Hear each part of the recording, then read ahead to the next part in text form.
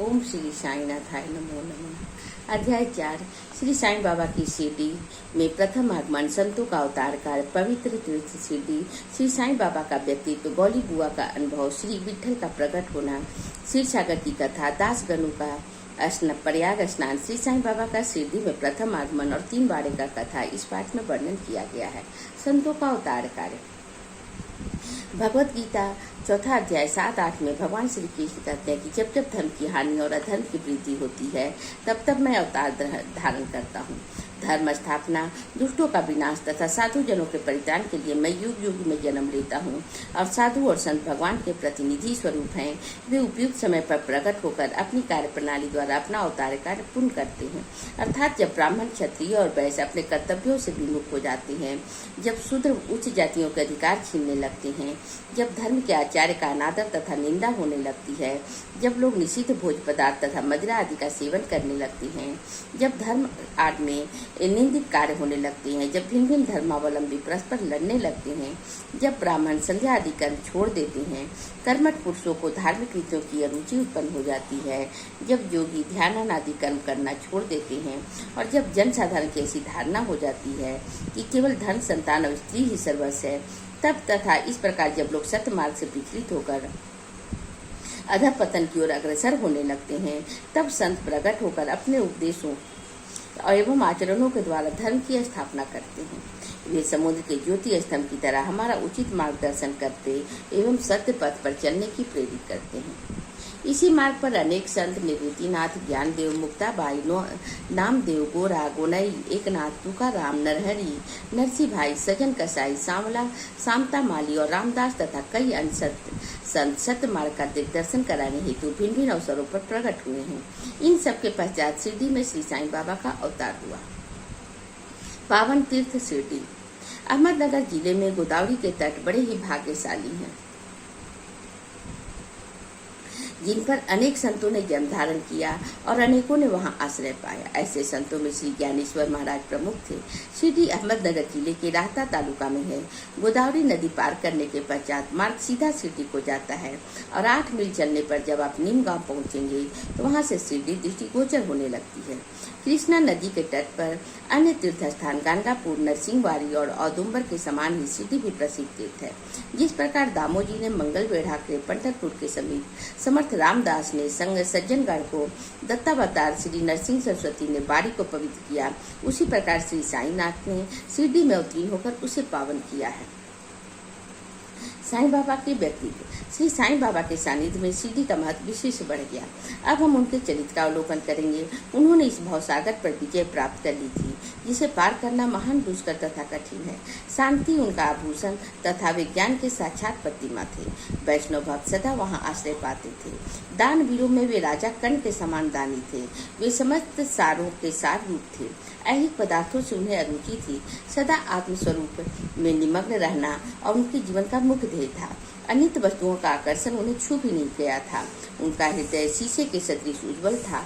उनके श्रीमुख से सदैव अमृत वर्षा हुआ करती थी। अमीर और गरीब उनके लिए दोनों ही एक समान थे। मान अपमान का उन्हें किंचित मात्र भी चिंता न था।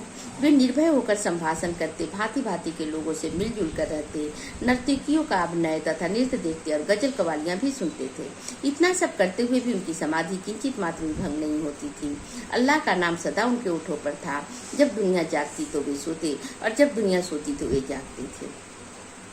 उनका अंतःकरण प्रशांत महासागर की तरह शांत था। न उनके आश्रम का कोई निश्चय कर सकता था और न उनकी कार्यप्रणाली का अंत पा सकता था। कहने के लिए तो वे एक स्थान पर निवास करते थे, परंतु विश्व के समस्त व्यवहारों और व्यापारों का उन्हें भली भांति ज्ञान था। उनके दरबार का रंग ही निराला था। वे प्रतिदिन अनेक किंवदंतियां कहते थे, परंतु उनकी अखंड शांति किंचित मात्र भी विचलित न होती थी। वे सदा मस्जिद के दीवार के सहारे बैठे रहते थे। प्रातः, मध्याह्न और सायंकाल लेडी तथा चावड़ी की ओर वायु सेवन करने जाते और तथा सदा आत्म स्थित ही रहते थे। स्वतः सिद्ध होकर भी साधकों के समान आचरण करते थे। वे विनम्र, दयालु और अभिमान रहित थे। उन्होंने सबको सदा सुख पहुंचाया। ऐसे थे श्री साईं बाबा, जिनके श्री चरणों का स्पर्श कर शिरडी आज पावन बन गई है। उसका महत्व असाधारण हो गया। जिस प्रकार ज्ञानेश्वर ने आलंदी और एकनाथ ने पैठन को उद्धार किया, वह गति श्री साईं बाबा द्वारा शिरडी को प्राप्त हुई। शिरडी के फूल, पत्ते, कंकड़, पत्थर भी धन हैं, जिन्हें श्री साईं चरणाम्बुजों का चुंबन तथा उनके चरण रज मस्तक पर धारण करने का सौभाग्य प्राप्त हुआ।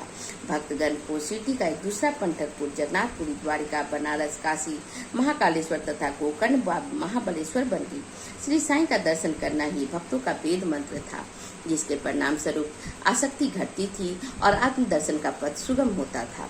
उनका श्री दर्शन ही योग साधन था। उनसे वार्तालाप करने से समस्त पाप नष्ट हो जाते थे। उनका पाद सेवन करना ही त्रिवेणी स्नान के समान था तथा चरणामृत पान करना मात्र से ही समस्त इच्छाओं की तृप्ति होती थी। उनकी आज्ञा हमारे लिए वेद सदृश थी। प्रसाद तथा उदी ग्रहण से चित्त की शुद्धि होती थी। वे ही हमारे राम और कृष्ण थे, जिन्होंने हमें मुक्ति प्रदान की। वे सदा आत्मस्थित चैतन्य घन तथा आनंद की मंगल मूर्ति थे। कहने को तो वह सिटी उनका मुख्य केंद्र था, परंतु उनका कार्य क्षेत्र पंजाब, कलकत्ता, उत्तरी भारत, गुजरात, ढाका और कोंकण तक विस्तृत था। श्री साईं बाबा की कीर्ति दिन प्रतिदिन चहुं ओर फैलने लगी। जगह जगह से दर्शनार्थ आकर उनके भक्त लाभ उठाने लगे। केवल दर्शन से ही मनुष्यों के, चाहे वह शुद्ध अथवा शुद्ध हृदय के हों, चित्त की परम शांति मिल जाती थी। उन्हें उसी आनंद का अनुभव होता था जैसे कि पंढरपुर में श्री विठल के दर्शन से होते हैं। यह कोई अतिशयोक्ति नहीं है। देखिए, एक भक्त ने यही अनुभव पाया। गौली बुआ लगभग 94 वर्ष पूर्व के वयोवृद्ध भक्त, जिनका नाम गौली बुआ था, पंडरी के एक बार करी थे। वे 8 मास पंढरपुर और 4 मास आषाढ़ से कार्तिक तक गंगा तट पर निवास करते थे। सामान ढोने के लिए वे गद्दे का अपने पास रखते थे। एक शिष्य भी सदैव उनके साथ रहता था। वे प्रतिवर्ष बारी लेकर पंढरपुर जाते और लौटते समय श्री बाबा के दर्शनार्थ शिरडी आते थे।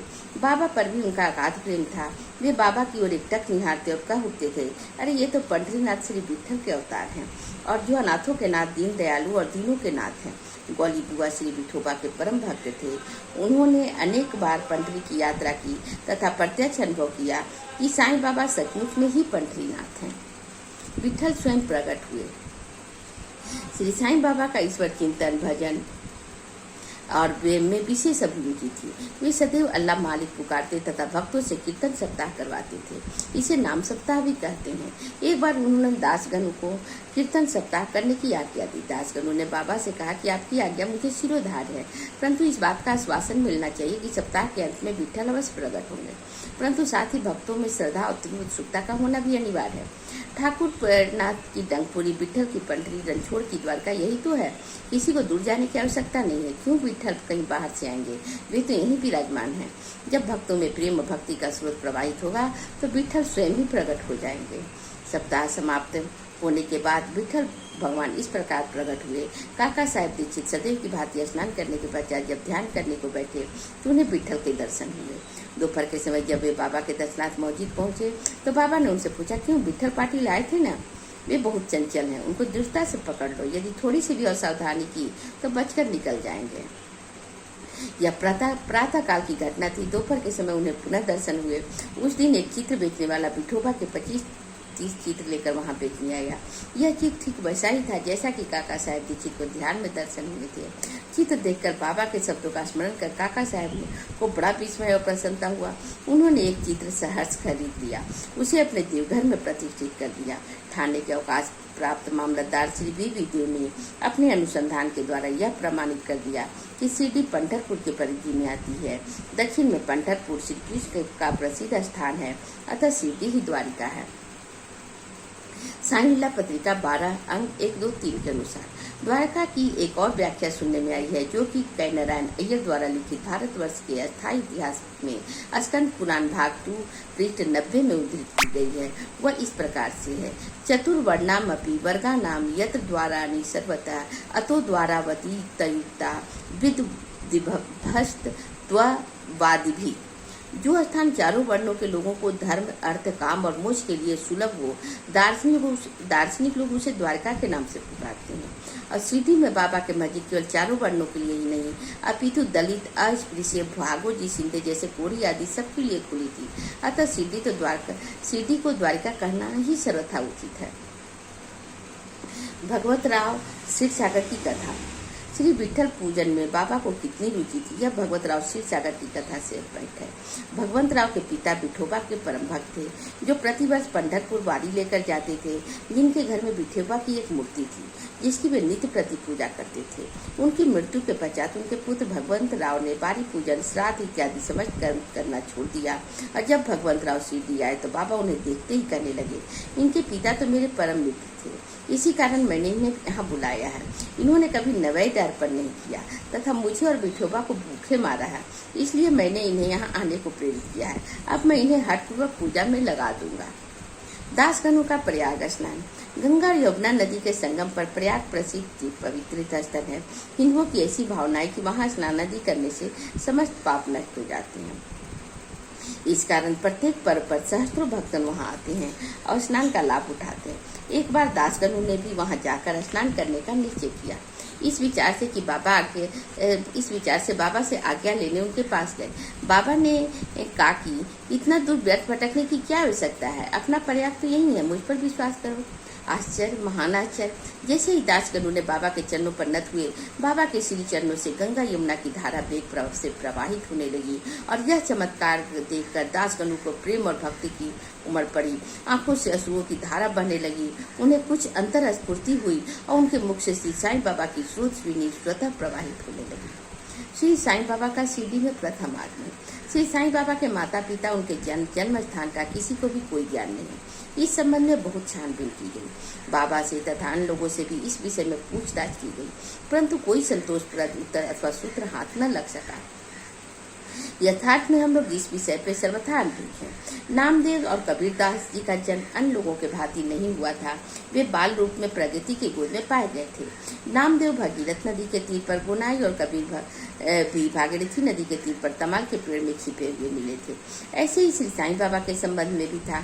वे शिरडी में नीम वृक्ष के तले 16 वर्ष की तरुण अवस्था में स्वयं भक्तों के कल्याणार्थ प्रकट हुए थे। उस समय भी वे पूर्ण ब्रह्म ज्ञानी प्रतीत होते थे। स्वप्न में भी उनको किसी लौकिक पदार्थ की इच्छा न थी। उन्होंने माया को ठुकरा दिया था और मुक्ति उनकी चरणों में लौटती थी। सीटी ग्राम की एक वृद्ध स्त्री नाना चौकदार की मां ने उनका इस प्रकार वर्णन किया। एक तरुण, स्वस्थ, फुर्तीला तथा अति रूपवान बालक सर्वप्रथम नीम वृक्ष के नीचे समाधि में लीन दिखाई पड़ा। सर्दी व गर्मी की उन्हें किंचित मात्र भी चिंता न थी। उन्हें इतनी अल्प आयु में इस प्रकार कठिन तपस्या करते देखकर लोगों को महान आश्चर्य हुआ। दिन में वे किसी से भेंट नहीं करते थे और रात्रि में निर्भय होकर एकांत में घूमते रहते थे। लोग आश्चर्यचकित होकर पूछते फिरते थे कि इस युवक का कहाँ से आगमन हुआ है। उनकी बनावट और आकृति की इतनी सुंदर थी कि एक बार देखने मात्र से लोग आकर्षित हो जाते थे। वे सदा नीम वृक्ष के नीचे ही बैठे रहते थे, किसी के द्वार पर न जाते थे। यद्यपि वे देखने में युवक प्रतीत होते थे, परंतु उनका आचरण महात्माओं के सदृश था। वे त्याग तथा वैराग्य की साक्षात प्रतिमा थे। एक बार एक आश्चर्यजनक घटना हुई। एक भक्त को भगवान खंडोबा का संचार हुआ। लोगों ने शंका निवारणार्थ उनसे प्रश्न किया कि हे देव, कृपया बतलाइए कि किस भाग्यशाली पिता के संतान हैं और उनका कहाँ से आगमन हुआ है। भगवान खंडोबा ने एक कुदाली मंगवाई और एक निर्दिष्ट स्थान पर खोदने का संकेत किया। जब वह स्थान पूर्ण रूप से खोदा गया तो वहाँ एक पत्थर के नीचे ईंट पाई गई। पत्थर को हटाते ही एक द्वार दिखा, जहाँ पर 4 दीप जल रहे थे।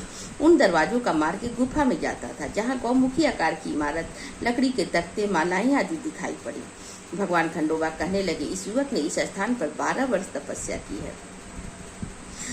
तब लोग युवक से प्रश्न करने लगे, परंतु उसने यह कहकर बात टाल दी, यह मेरे श्री गुरुदेव की पवित्र भूमि है, अतः मेरा पूज्य स्थान है। तब लोगों ने उस दरवाजे को पूर्ववत बंद कर दिया। जिस प्रकार अश्वत्थ तथा औदुंबर वृक्ष पवित्र माने जाते हैं, उसी प्रकार बाबा ने भी इस नीम वृक्ष को उतना ही पवित्र माना और प्रेम किया। महालसापति तथा सिद्धि के अनुभक्त इस स्थान को बाबा के गुरु की समाधि स्थान मानकर सदैव नमन किया करते हैं। 3 बाड़े।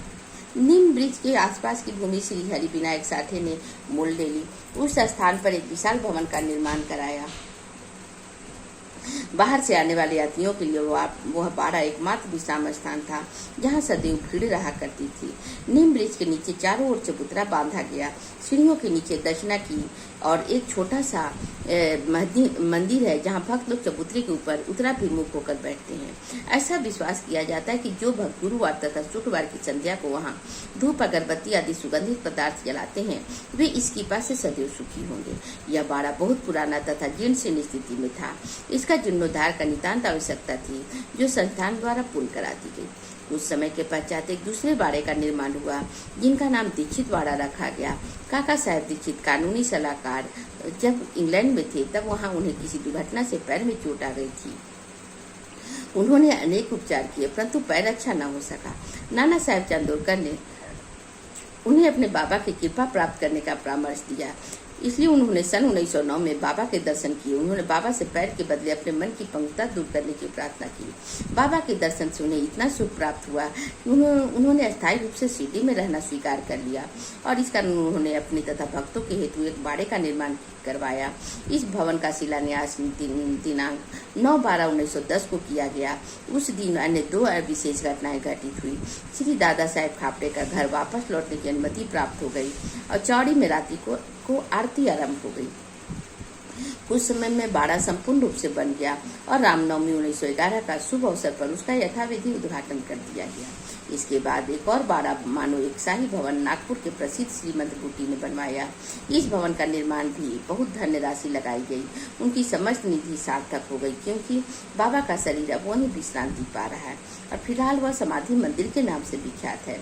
इस मंदिर के स्थान पर पहले एक बागीचा था जिसमें बाबा स्वयं पौधों को सींचते और उनकी देखभाल किया करते थे। जहाँ पहले एक छोटी सी कुटी भी नहीं थी वहाँ 3 बाड़ों का निर्माण हो गया। इन सब में 60 बाड़ा पूर्व काल में बहुत उपयोगी था। बागीचे की कथा वामन तात्या की सहायता से स्वयं बागीचे की देखभाल और शिरडी से श्री साईं बाबा का अस्थायी अनुपस्थिति तथा चांद पाटिल की बारात में पुनः शिरडी लौटना, देवीदास जानकी दास और गंगा गिरी की संगति, मोइदीन तंबोली के साथ कुश्ती, मस्जिद में निवास, श्री डेंगले व अन्य भक्तों पर प्रेम तथा अन्य घटनाओं का अगले अध्याय में वर्णन किया गया है। श्री सद्गुरु साईनाथ अर्पणम मस्तु शुभम भवतु। ओम साई राम। बाबा जो कोई भी इस अध्याय का पठन श्रवण मनन श्रद्धा और भक्ति पूर्वक करे बाबा उसकी समस्त इच्छाओं को पूर्ण करना मेरे साईं। कृपा करना साईं, मुझे अपने शरण में रखना मेरे साईं। ओम साई राम।